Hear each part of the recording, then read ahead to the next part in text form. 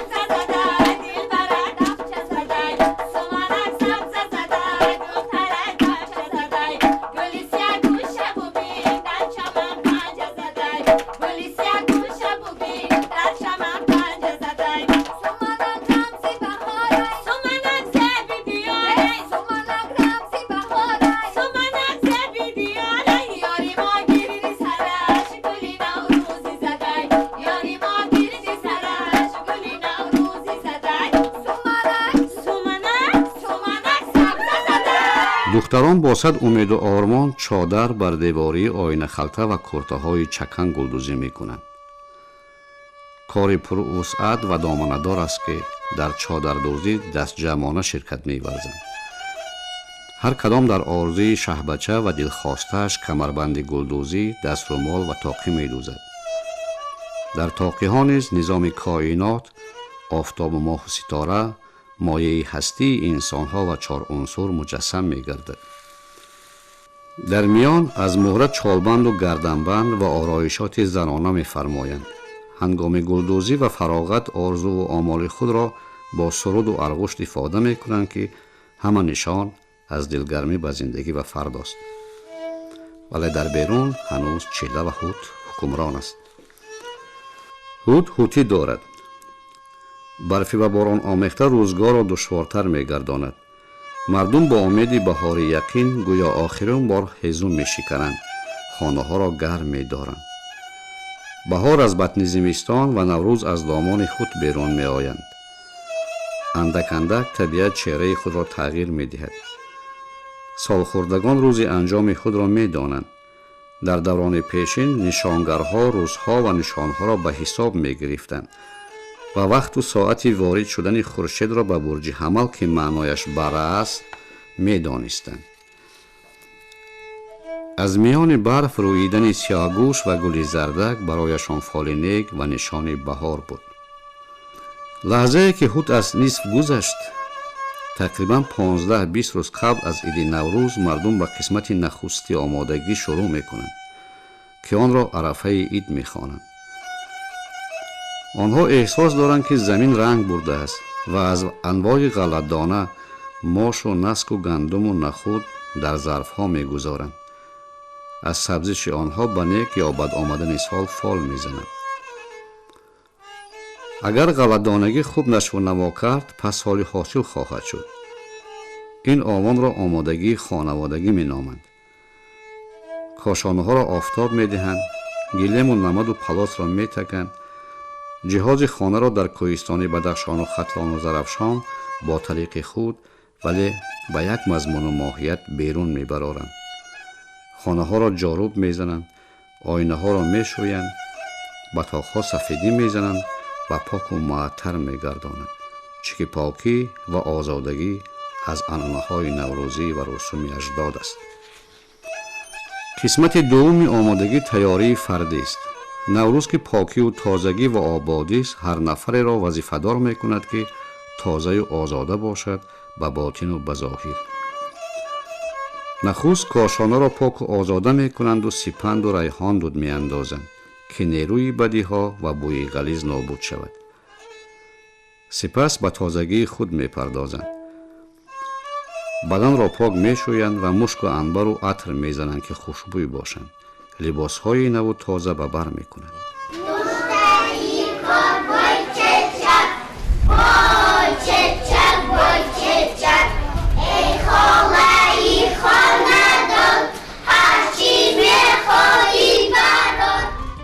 جشنواره خرسندی بچگان را دوچند می‌کند.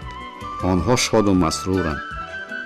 نخست آنها را آبازی می‌درارند و پیراهن آهری می‌پوشانند و شیرینی می‌دهند. سالخوردگان حکمت روز نو را خوب می‌دانند. موی سفیدان خود را پاک و تازه می‌گردانند، موی سر می‌تراشند و ریش و برود را به ترتیب می‌درارند و ناخن می‌چینند. جامه و دستار نو می‌کنند و کمربند پرنقش به میان می‌بندند. زنان کهنسال و میانسال به زیب خود لباس می‌پوشند. روی مالی بزرگ و گاه پیراهن سرانداز گلبست می‌بندند و به تک فوت می‌گذرانند. پوشش ایشان از جوانان فرق دارد. در دستان و انگشتان و پیشیبر از مصنوعات نقرگین، دستپانه، ستاره، انگشترین، حلقه، قلف گریبان، اسباب‌های زینتی می‌زنند. جوانان در این شب و روز سرترددند. دختران اطلس و ادرس و پیراهن پرنقش نگار با بر می‌کنند. چشم و ابرو و رخساره، لبان را اسمای و سرمه و غازه می‌مالند و روشنک می‌زنند. زنان خانواده‌دار اگر دو کاکل با چالبان بافند، دو شیزه ها جمیلک و چیل کاکل می‌بافند. از آرایشات زرینکوب و سیمین دستبانه، حلقه، گوشواره، هیکل، گردنبند، زیره خود را می آرایند و از زیبایی خود ذوق می برند. آنها آماده به بزم و تماشا می شوند. عنعنه نوروزی دوباره از رسم گلگردانی بچه ها شروع می شود. آنها از کوه و دشت و دمن گل بهار و سیاه‌گوش را دسته می کنند و به هر خانه از آمدن بهار مژده می دهند و به عوضش هدیه کدبانی را می پذیرند. مردم ذخیره نگاه می دارند برای نوروز. مخصوص به خاطر ارواح خانواده و شاد نمودن خاطر آن شمع می گذارند. خانه آزاده و پر از انواع غذا و میوه‌جات را ترتیب می دهند. نان و قندینه، ایدانه، در دسترخوان گذاشتن سیر، سیپن، سنجید، سرکه، سومنک، سبزه، سماق و شیر، شکر، شربت، شیرینی، شمع، شایه، آینه که به عنوان هفت‌سین و هفت‌شین معروف است حتمی است. در بعضی محل‌ها به تخم‌های رنگ خورده و پرنقش افضلیت می‌دهند. این عادت از زمان‌های کهن آمده که شاهان پیشین به تخم‌های رنگین زرحل می‌زدند و به همسران خود هدیه می‌دادند. در اصل تخم آیه هستی و اساس زندگی پنداشته می‌شد. در خانواده‌ها کلانسالان دعا و فاتحه نیک می‌دهند. کمپیر 102 ساله امیدوار است که خداوند اهل تبارش را تا به نوروز دیگر به عافیت می‌رساند.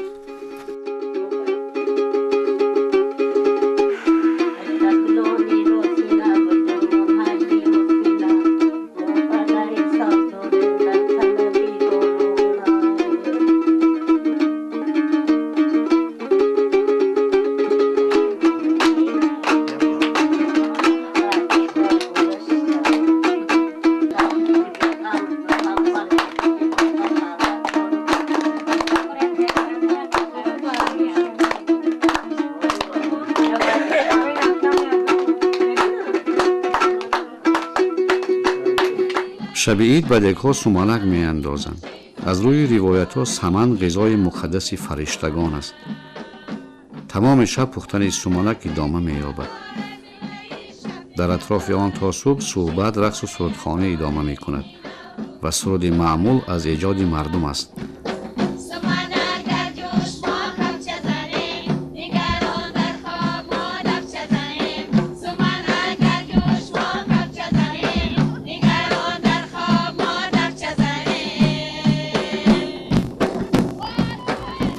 در میان پختن غذاهای دیگری ایدانه نیز رسم شده است.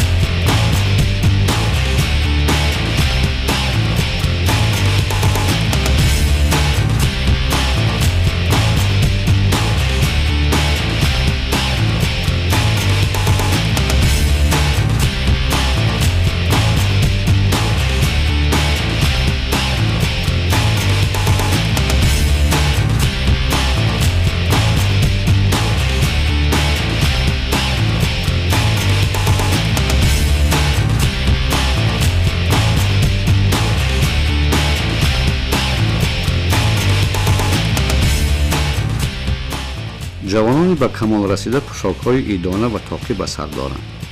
آنها هنر خویش را جلوه دادن می‌خواهند.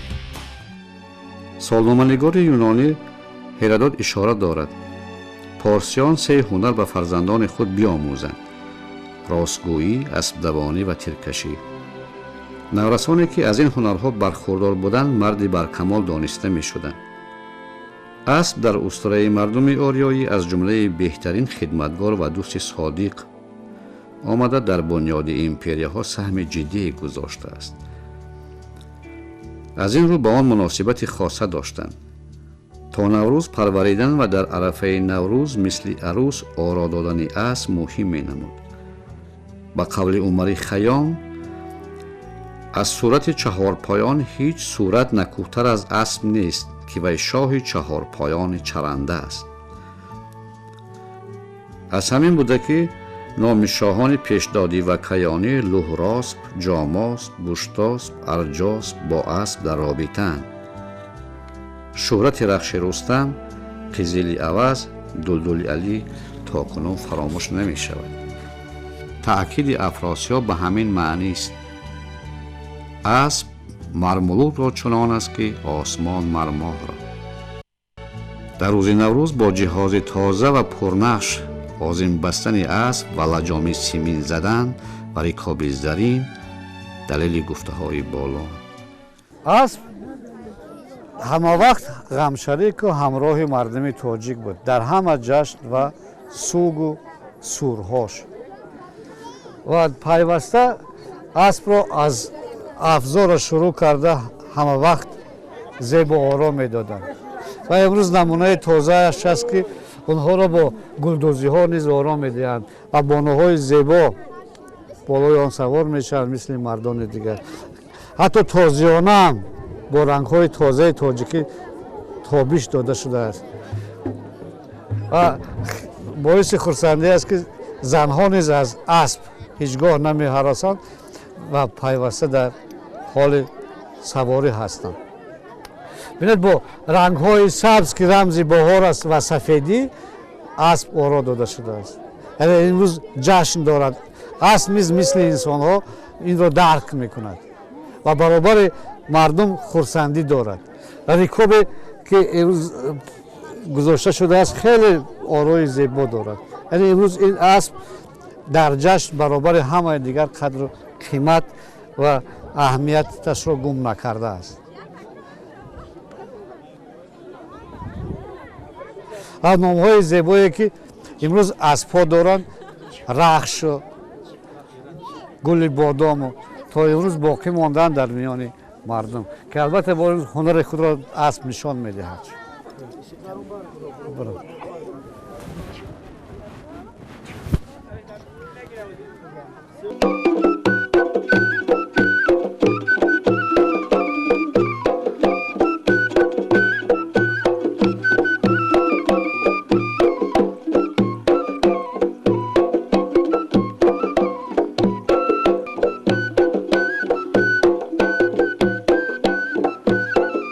مراسم مهم پاککننده و ضروری علاوپرک است. مردان از بالای آن میپرند و میخوانند: سرخی رویت را بده، زردی رویم را بگیر. آنها به حکمت دریافتند که آتش ثمره اندیشه خداوندی است و در عصرهای پیشین جوانان سوگند مردانگی یاد میکردند. در دفاع وطن و عمل بنیادکارانه سالارترین مرد ایشان را تحریک میداد. اگر کار خواهید کار چنین و سوگند خواهم شما را امین. اگر کار خواهید کار چنین و سوگند خواهم شما را امین.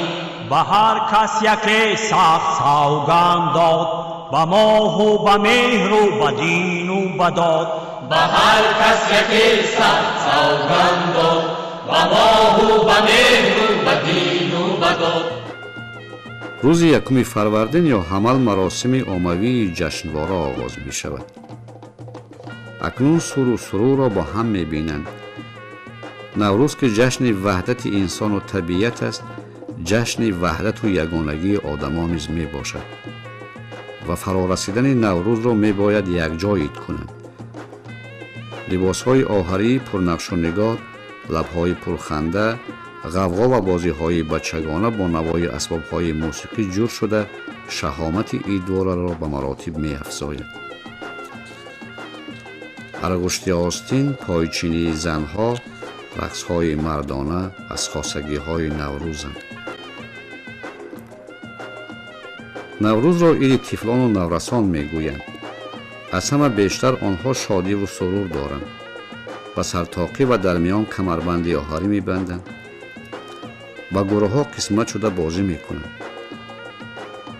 دوران پیشین چیلک و دنگل یا دست چیلک یا چیلک بازی، هایروی، لغجک، گوساله کشک، بندکشی و گشتی معمول بود.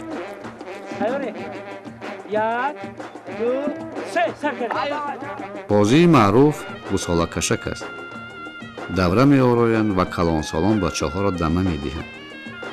бо расан ё банди дарози ду тарафаш ҳалқадор ду наврасро ҷой медиҳанд. онҳо нимхам ҳарифро ба тарафи худ мекашанд. касе ҳарифашро аз давра берун баровард пирӯз мешавад ва тӯҳфа мегирад. чиликбозӣ ё чиликудангал бозии ғалатист. хуб аввал дар бозӣ шарташ ин аст ки як давра мекашанд ва дар дарун дангалро мегузоранд. дар паҳлӯни чиликҳо аст. аслан дангалу чилик аз чӯби тут ё чолмағз ё зардалу тайёр карда мешавад. дарозии дангал 3 ваҷаб ва дарозии ҳар кадом чилик 1 ваҷабӣ бояд бошад. қоидаш ин аст ки мир интихоб мешавад ва мир ёрони худро мегирад ва ёрон мепурсанд мирон мирони мо лаба ёрони мо ва ҳамин тавр тақсим мешаванд ва қоидаш ҳамин аст ки вақте ки чиликро ба замин мегузорӣ шарташ ҳамин гуна аст. бо дангал бояд инро то 3 бор бизанӣ. агар якум бор ки рафт хуб набошад то 3 бор задан мумкин. агар як бор задӣ нарасид дуюм бор ва сеюм бор бояд бирасад. ин гуна як нафари ин чиликро мепартед дангал гузошта мешавад. агар дар ҳамин давра даромад навбати тими дигар мешавад ё дастаи дигар мешавад ки ҳозир бо бачаҳо дар атрофи ин суҳбат мекунем ва мирон муқаррар мекунанд ки марра чӣ қадар аст то 1000 то 100 ва ҳар нафаре ки меравад меояд бояд ҳисоб кунад бо ҳисоби дангал мисли 1 2 3 ва ҳама ҳисобҳо бояд ҷуфт бошад 10 20 30. дар сурате ки нарасид шумораи ҳамон миқдори рафтагӣ ҳисобаш нашуд он вақт команда мағлуб дониста мешавад ва мардумро медавонанд ё ки аз рӯи маслиҳати мирон метавонанд ки онҳо якдигарро муддати чанд то 10 метр 20 метр пушт бардошта бигарданд. муҳра муайян мекунанд ва гурӯҳе ки пирӯз шуд мағлубонро савор мешаванд. бозии маъмул тухмҷанг аст ки миёни бачаҳо ва наврасон шур ба вуҷуд меоварад. аслан дар мардуми мо хун маънои ҳастӣ ҳаёт ва ҷонбахширо дорад. барои ин бо ҳар ранги ӯро метавонанд ки ранг бикунанд. агар ҳар нафаре ки ба кадом шакли мехоҳад зиндагии худро сурат бибахшад ранг бибахшад барои ин тухмро ранг карда мешавад. қоидаи бозии тухмҷанг ҳамин аст. тухм қатор гузошта мешаванд ва аз як сар бо интихобиёт довар ё худашон ё инфиродӣ сурат мегирад тухмбозӣ. фарз кардем ки ҳар нафаре ки мехоҳад якум мегирад ва бо ҳамин идома меёбад тухмҷанг то даврае ки ғолиб муайян мешавад.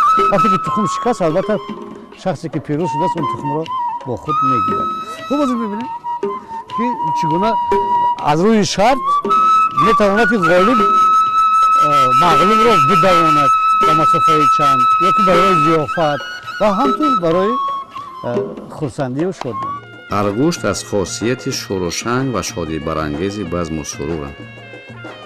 рақсҳои занонаи бадахшонӣ зарафшонӣ ва кӯлобӣ яка умумӣ ва бо пироҳанҳои вижа иҷро мешаванд ки аз шодию нишод намонанд. онҳо рақсҳои остин пой каф чашмро хуб адо мекунанд. ҳар ҳаракат ва имову ишора рамзҳои хоса доранд. ба вижа аргӯштҳои бадахшонӣ ки ҳаракати капки маст ва чаканпӯшони кӯлобӣ ки хиромидани товусро мемонанд. рақси мардона ғалатист. онҳо ба замонҳои кӯҳан тааллуқ дошта ба маросимҳои меҳнатӣ ҷанг шикор ва шодию нишод даробитаанд. дар ҳаракати раққосон парвози уқоб амалҳои диловарону ҷанговарон шикорчиён маросими кишоварзиро метавон тахсис кард. созмони милали муттаҳид иди наврӯзро байналмилалӣ эълон кард ки ифтихори мардуми тоҷик аст. дар баробари шахсияти нотакрорӣ мисли абуалӣ ибни сино абу райҳони берунӣ абу насри форобӣ умари хайём саъдӣ ҷалолиддини балхӣ наврӯзи ориёӣ оламшумул гардид ки боиси ифтихор аст. чароғи наврӯз чароғи худшиносиҳост. و هر کجا که این چراغ روشنی می دهد سرزمین نوروز است، دیار تبار ماست. هر جا که نوروز عید می شود با ما بیگانه نیستند. هر کجا آریا تبار است در آغاز بهار با شکوه و عظمت خرگاه نوروزی می زند. نوروز پیوند انسان ها با طبیعت. نوروز تجدید خاطره بزرگ است، خاطره خویشاوندی انسان با کیهان. نوروز برخلاف جشن که پیر می شوند و فرسوده، جوانتر و خوشرو و پرمحتوا می شود و آشتی انسان و طبیعت است. نوروز مجموعه رمزهایی است که جد بزرگمان هین مشاهده و مقابله و تجارب از روزگاری هزار ساله شان برایمان واگذاشته که در تمام عالم اورنگ یافت.